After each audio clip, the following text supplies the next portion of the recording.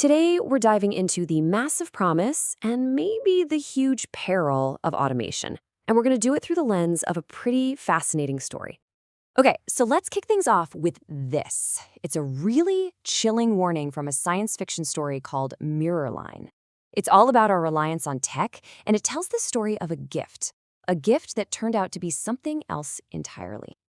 And that warning right there, it really sets the stage for everything we're talking about today, because it perfectly frames a very real debate that's happening right now about our own technological leaps.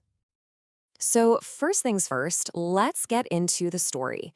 It all starts when this alien race, they call themselves the Architects, shows up on Earth with this spectacular, almost unbelievable offer for all of humanity.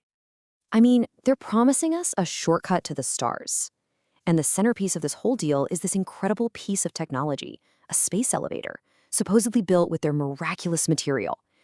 They claim it's going to change our world, like completely, and help us join their cool cosmic club. Sounds pretty amazing, right? Okay, so why are we talking about a sci-fi story? Well, this fictional gift has a really fascinating parallel to a real technology that's transforming our world as we speak. And here it is. This is the central idea. Automation is basically our society's version of the architect's gift. It promises this incredible progress and a shortcut to efficiency and productivity like we've never seen before. And you gotta admit, the economic incentives are just so powerful. Businesses see this crystal clear path to making everything more productive by swapping out human labor for machines.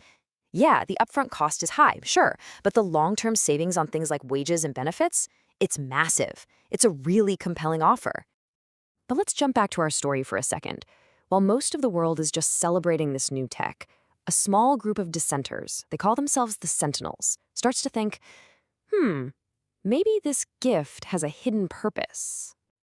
So they decide to do what nobody else is brave enough to do.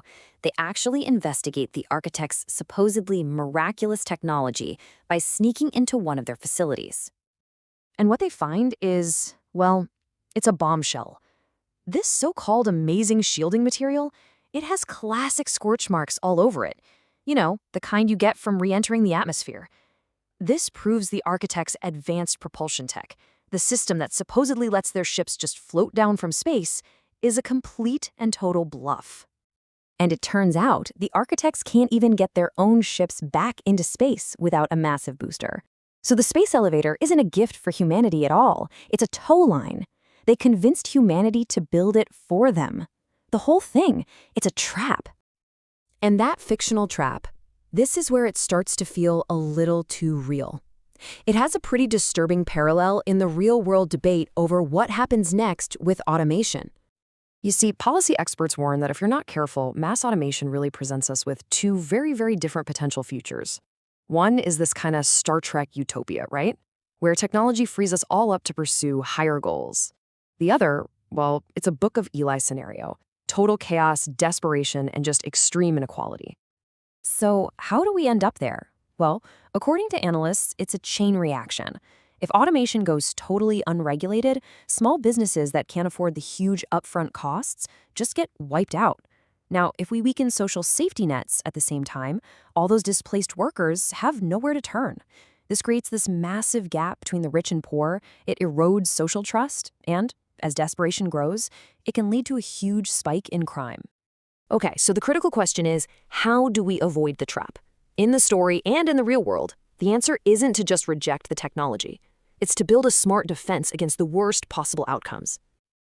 And look, here's a crucial point. We can't just expect the people creating the technology or the companies using it to manage all the fallout by themselves. Their main driver is efficiency and profit, right? Not solving broad societal problems. So what's the answer? Well, experts say it has to be a coordinated response. You need governments creating smart guardrails, maybe funding big worker retraining programs, or exploring ideas like universal basic income. You need schools and universities to totally adapt their programs to teach uniquely human skills, creativity, complex problem solving. Unions have to be there advocating for new protections. It really has to be a comprehensive, society-wide effort. And this brings us right back to that final, critical choice, both for the characters in our story and for all of us staring down this massive wave of automation. In Muraline, the good guys have uncovered the deception, but the story ends right as the real fight is just starting. The architect's takeover isn't finished. And for us, our future with automation, it's not decided yet either. Our story is still being written. So the gift has been offered. It promises a better world, for sure. But the ultimate outcome, it doesn't really depend on the technology itself. It depends on our wisdom to look past the shiny promises and our willingness to build the safeguards we need. The choice, in the end, is ours.